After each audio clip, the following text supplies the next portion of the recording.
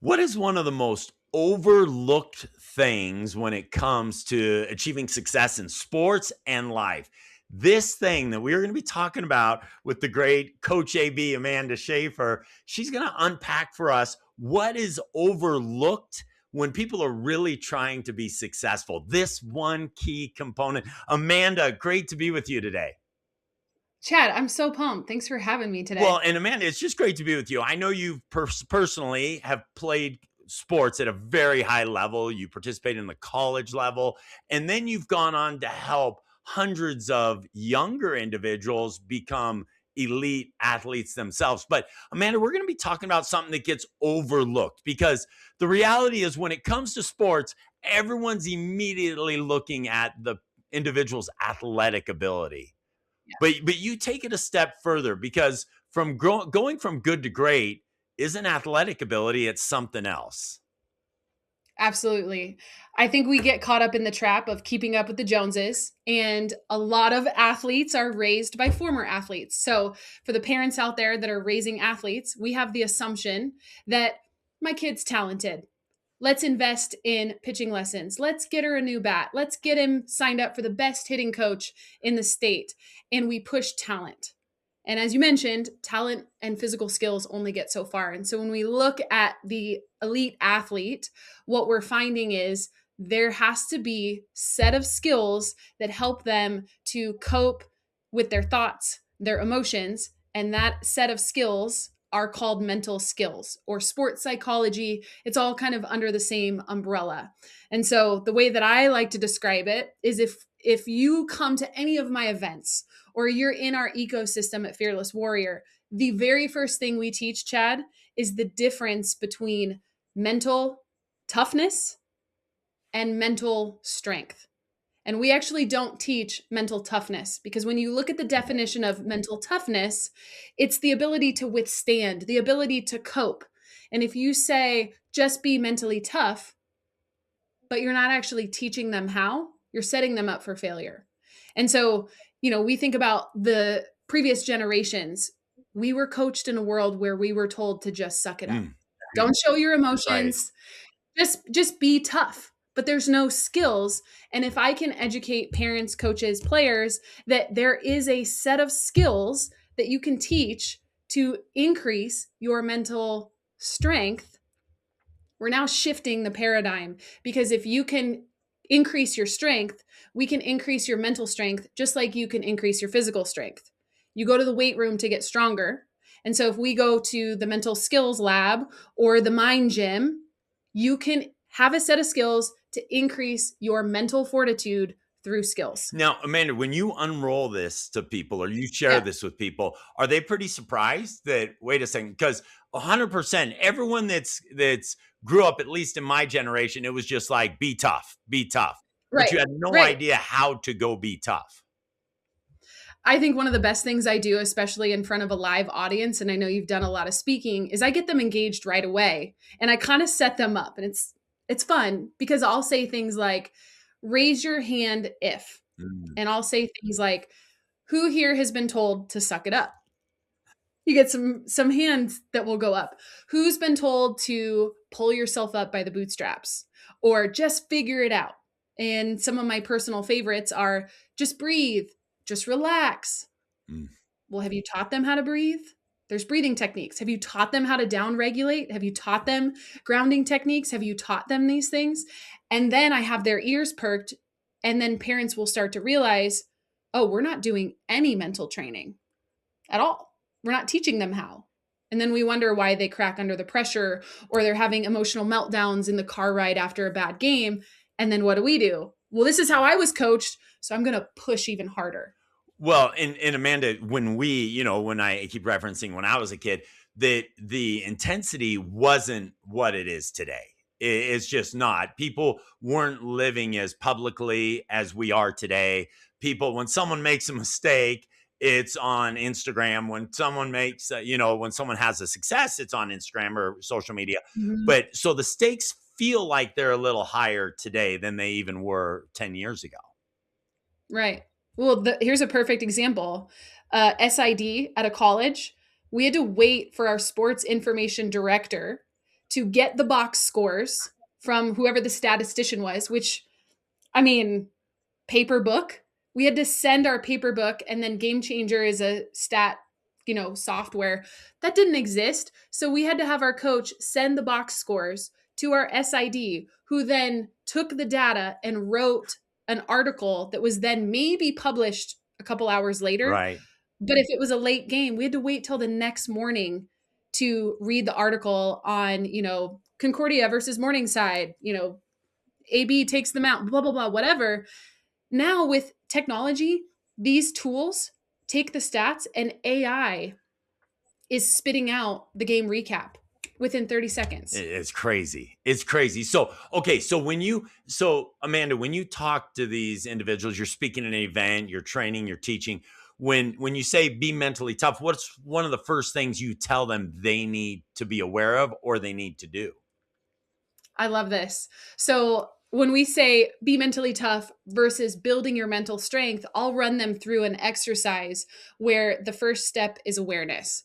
So when we give them analogies, and again, keep in mind, I work with a lot of youth athletes. So if you're listening to this and you have a team, whether you're in the corporate setting or in a sports setting, if you can give your team a visual, we're visual people. If you can give them an analogy that they can see and feel, my favorite one to use is a beach ball. So, Chad, I want you to imagine, what sports do you play, Chad? I'm a big golfer. Well, Okay, I'm at the point in my life. I'm golfing, right? I love it. So, Chad, I'm going to hand you a big beach ball, and I want you to hit the driving range, but you can't drop this beach ball. It's kind of big. I mean, it's a fun beach ball that you would take to your pool party. And so I want you to kind of hug this beach ball, and then I want you to grab your 9-iron. What do you like to hit the range Yeah, with? that's we'll take the 9-iron. Or the driver? Take your pick, Okay, right? let's go. Let's go 9-iron. 9-iron. Do you have the ability to hit that ball well while also holding the beach ball? Oh, yeah, no. It would feel Yeah, awkward. It very would feel awkward. weird, Right. Right. right? And so if we're doing this at events, this is also hilarious. I want you to imagine at some of our events, we bring in some of these elite athletes who are Division 1 players who are currently playing, pro players.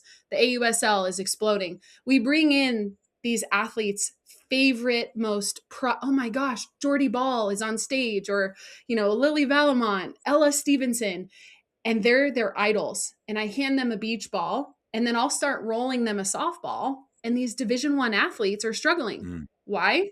Because they're holding on to a beach ball. right. And so what I'll say to them is, all of a sudden, now that they're holding onto a beach ball, why are they struggling with the physical skill of doing this? And the analogy is, when you hold on and you can't process those negative thoughts, you can't process those emotions, it's like holding on to that beach ball. It's like holding on to that mistake, that negative thought, the feelings of anger.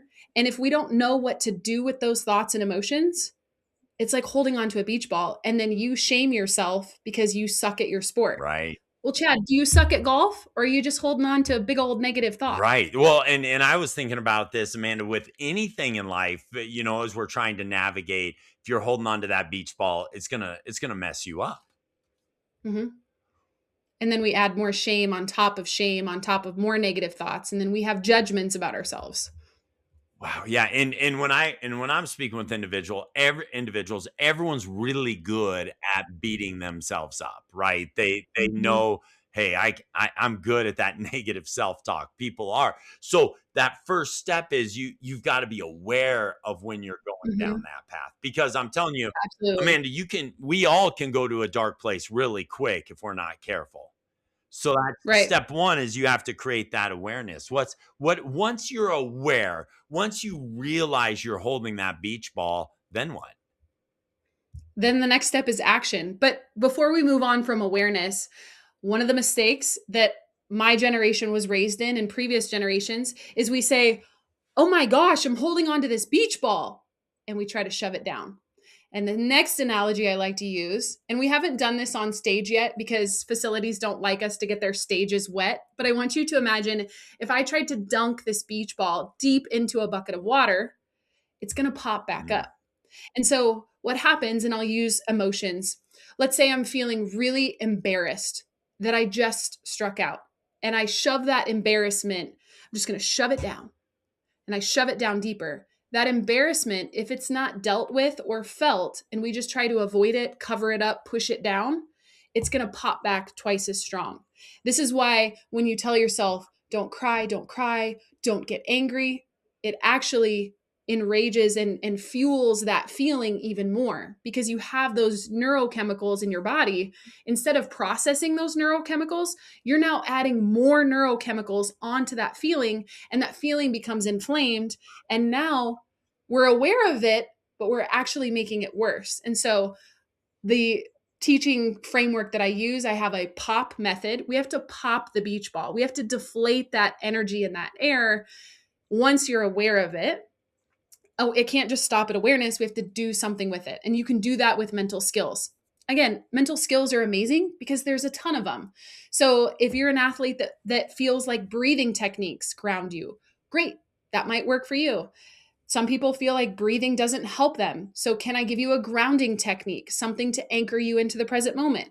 We can use a snapback routine or a failure recovery routine. Chad, I could go on and on and on. It's like pick your mental skill that works for the athlete. And again, that has to happen within a coaching container that I can't possibly work through in one podcast. But step two is okay, I'm aware of this beach ball.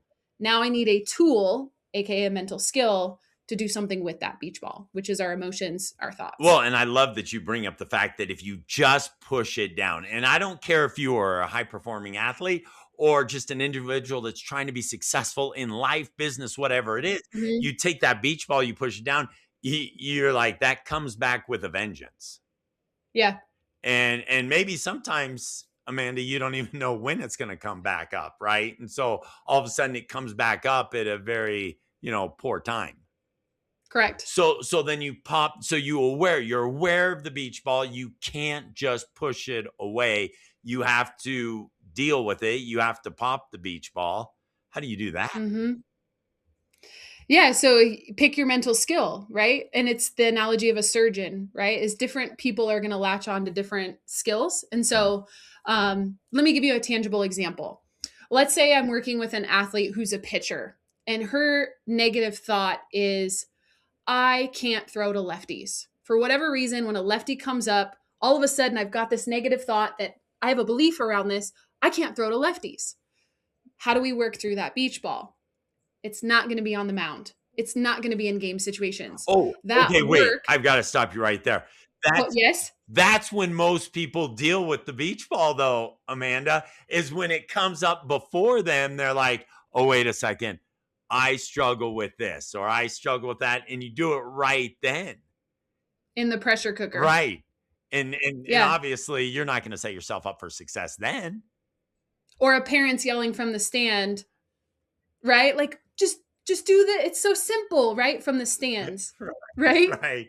Just throw strikes. It's not help if it was helpful, it'd be helpful, but it's not, right? Right. And so I think the really cool thing about, high performance, when we think about high performance, 90% of the work that I do, I know we've talked a lot about mental skills today, Mm. but 90% of the work that I'm doing is actually not mental skills. It's belief shifting.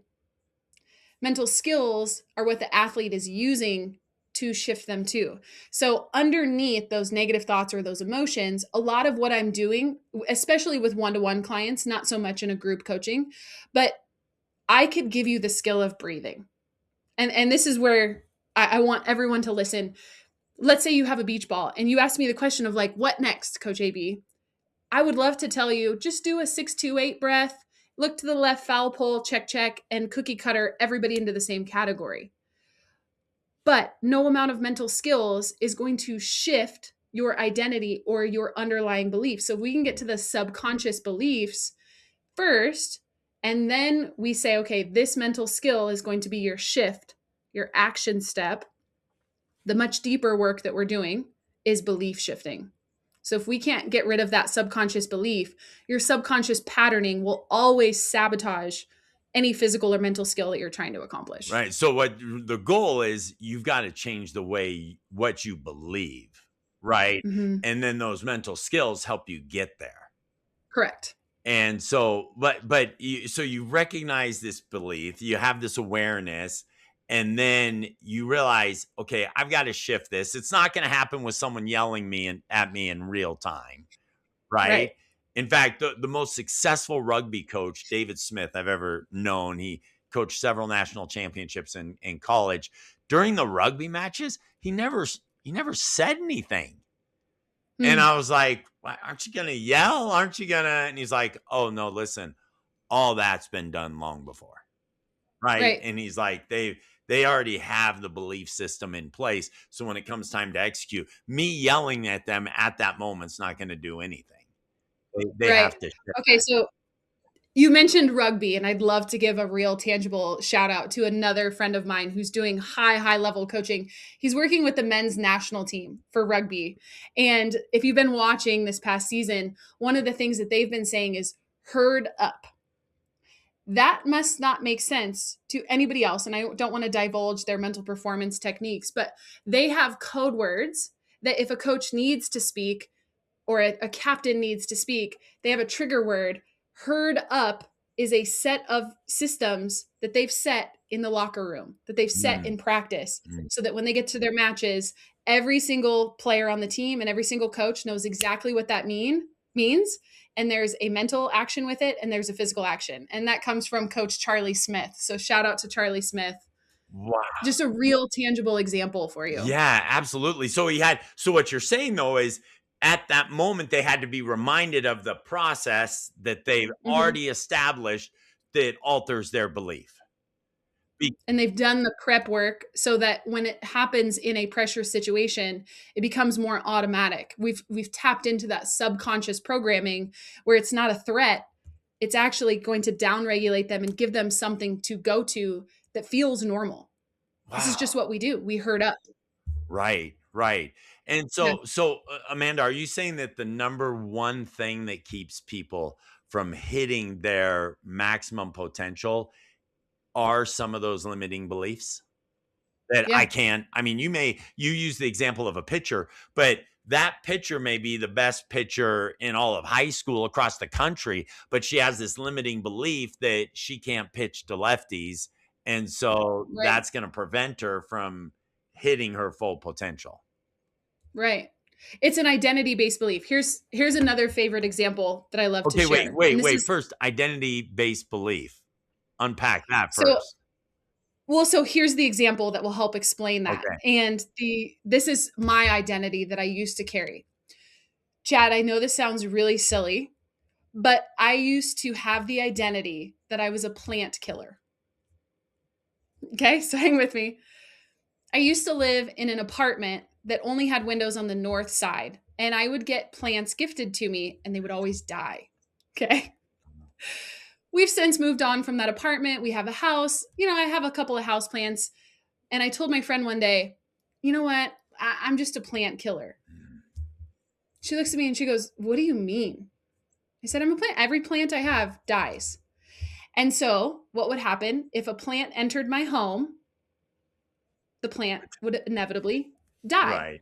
Now, my good friend Angie said to me, but you grow a beautiful garden every summer. You're telling me all of these exotic plants, these cucumbers, these heirloom tomatoes, you're not a plant killer. You literally grow a garden every year. What's the difference?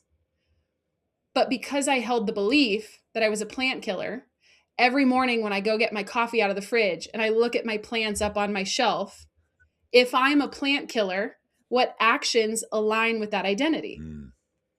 They're going to die anyway. What's the point? Why should I water them? What actually kills the plants? Yeah. Being on the north side windows. Well, no, but now that I have this belief, what actually kills the plants isn't the fact that I'm killing them. It's the belief that I'm a plant killer. Wow. And therefore, my actions are to kill the plant because that aligns with our brains want so bad to make us right, true, correct. And so if I hold on to this truth to me, right, a belief, which actually in the word belief is the word lie. Mm. So spell out belief. If I hold the lie or the belief that I'm a plant killer, I'm not going to water the plants. So what actually killed the plants? The thought, Wow.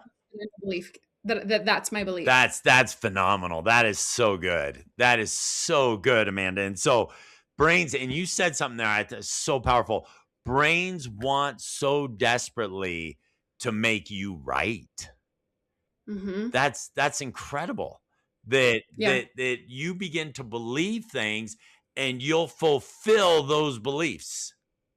correct. And so the very first step is to recognize those beliefs, to Mhm. be aware of them. Which, I mean, we talked about this before we hit record. How many times are people walking this planet just on autopilot? Mm, They never question it. right? They might be high performers, they may be incredibly talented, they may be very successful business owners, but if they've never actually done belief work, 80% of our thoughts are subconscious. Wow. So Amanda, do people just they just believe certain things that maybe if you were to ask them, they'd say, no, I don't believe that. Right. But they really do. Mhm. And so they have to alter that belief. So let's go back to that pitcher example for a moment where they're Yes. saying, I can't throw to lefties. Mhm. So the first thing they do, they have to recognize that belief. Then they have to actually pop that beach ball. Right. Yeah, they have to notice half the time they don't even notice that they've been hanging on to this beach ball. Chad, they might have been hanging on to this beach ball since 8U, right? Like how many years have been you been letting this beach ball affect your performance? And that's half the Well, battle. and Amanda, she may have had a coach say, "Oh, by the way, you're phenomenal. You just can't throw to lefties." Right? They may have Right. I've had enough children involved in youth sports where coaches will say things are like, "Oh, don't say that. Why'd you say that?" Right? Some Right. of my Right. I had a son play men's volleyball at a pretty high level, and his coach told him, "You're a phenomenal setter, but you're terrible at serving." Right? His coach told him that, and he's like, and he's like, when And a little seed is planted, and then we can choose to water the seed. And so if he has that idea in his head that got planted either by ourselves or by somebody else, he's going to then search for evidence that either approves or disproves that belief. And if we've never done the work to disprove or challenge those beliefs over time, oh, yeah, coach was right. I see, I just missed that serve. See, I just missed that serve. But the opposite is also true if we have another belief of, I'm working on this. Sure, maybe I'm not as good at my serve as my coach wants me to be, but if I have an alternating belief that I'm working on this and then I look for those times where I do make the serve, that again, Chad, this is so cheesy, but I'm full of analogy. Have you ever played yellow car 2 points? no. Okay, we played it in college. We're stuck in a van, we're stuck in a bus for hours. Yellow car 2 points is you look for a yellow car in traffic, and the first one to yell out, yellow car, two Oh, points, you right, get two right, points. right. I had no idea how many yellow cars were out in the universe. But did the amount of yellow cars change, or did I just start paying attention to them more? Right, right. And everyone's had that experience, Amanda, whether it's buying a car or buying a shirt. My kids are for some reason I just have a couple or three of them left at home. They're like, Dad, we love PacSun. So PacSun is clothing but PacSun, I swear they only make like three or three hoodies, right? And so I go to the high school and I'm like, every kid's got the same hoodie, right? That I would have never recognized except my sons, go and buy that clothing. And so and last question, I know we're getting close on time here, but Amanda, how closely tied are beliefs with your purpose? Are they one and the same or are they so if you think, okay, this is my purpose, Yeah. this is my goal, how closely tied are beliefs to that goal, that purpose? So this is kind of a nuanced question, and I've never been asked this. So as I'm processing this question, what you're asking is, are your beliefs tied to your identity in what you do? Uh-huh. As in, like, Right. like I'm a high performance coach. What are my beliefs tied to my Correct. profession? Or what are my beliefs tied to you as a golfer? Okay. Yes. So this is what we teach. You have many identities. You will always hold many identities. Okay. But if your sole identity is as an athlete, what happens if that identity goes away? Does that change who Chad is? No. And the answer is no. But a lot of my clients will say, and I'm dealing with one of my clients right now who just tore her ACL, those times will come. Think back to 2020. I had a bunch of clients that never even dreamed that their sport could be ripped away from Right. them, right? Right. Injuries happen, pandemics happen, season ending injuries, teams quit, you get cut from your team. And so we actually teach to separate your mission, your passion, your identity from who you are. And when you can separate your identity, we actually separate those. So you can have beliefs about yourself as an athlete. I have beliefs about myself as a mom. I have beliefs about myself as a business owner. But at the end of the day, 90% of all negative beliefs, I do what's called the drill down method. In our subconscious programming, if you were to boil down everybody's single negative thought, do you want to know what the number one insecurity and negative thought is for the entire population? What is it? I'm not enough. Wow. Wow. So if you can assume that 90% of the population has that deep seated fear, and we tell them, Chad, you are enough. You will always be enough. It's never gone away. Your titles, your sports, your family, your kids. And if parents can learn this, your kids' success or lack of success has nothing to do with your identity as a parent, Mm, right? right. There's so many nuanced layers to this, but you are not your sport. You are not your career. You are you, and you are enough. Wow. That is awesome. Wow. Coach AB, Amanda, the content, what you shared, so good. If people want to get a hold of you, they follow you, what's the best way to do it? We are most active on Instagram. We actually have two different Instagrams. We have my personal coaching page, and then we also just started our new Fearless Warrior account. So at Fearless Coach AB or Fearless Warrior are where we're most active. Oh, love it. Love it. Amanda, we'll have to do this again. Love what you shared. So helpful, so insightful. You are awesome. Chad, thank you so Oh, much. it's great being with you. Take care. Bye now.